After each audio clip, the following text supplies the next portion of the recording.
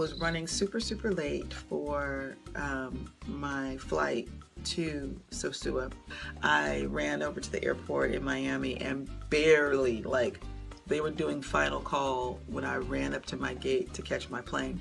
So I get on the plane and I'm fussing around with my luggage and what have you, which, by the way, I'm only traveling carry-on. I don't know if I said that before. I'm only traveling carry-on wherever possible. So I'm traveling super light.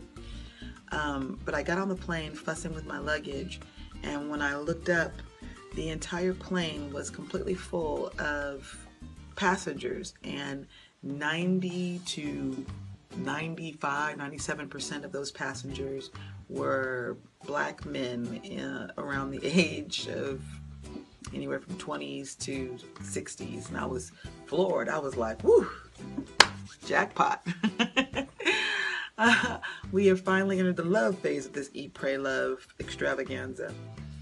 Little did I know, but I did find out while I was in Sosua that Sosua is the prostitution capital of the Dominican Republic. Though not legal, that prostitution is a typical business in that part of the island, and that people come down from the United States, from Europe, from Canada in droves because you can have cheap sex with really beautiful people who, I think, as a result of residual colonialism,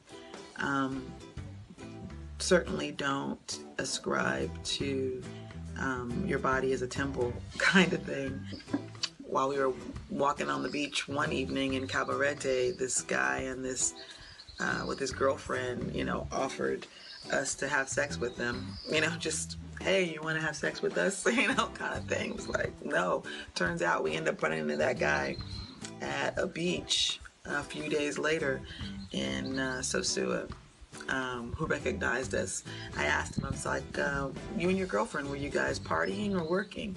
He looked at me and he's like, working. It's like, got it. So what I found is that the zone of area that Sosua used to occupy that was strictly for prostitution, or the red light district as you might find it in some parts of the world, it was relegated just to a couple of blocks until about 15 or 20 years ago, when the government tried to crack down on prostitution and the prostitutes unionized. They organized themselves and demanded that they be allowed to operate freely, not just in the zone that they were previously operating in, but across the entire area of Sosua. And so after a lot of pressure, they own that city. And it was like, well, if nothing else, we can find out.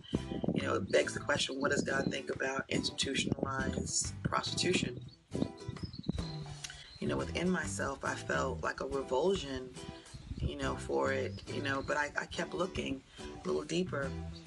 And I asked the Lord, I said, well, how do you feel about institutionalized prostitution? And he said, well, how do I feel about you?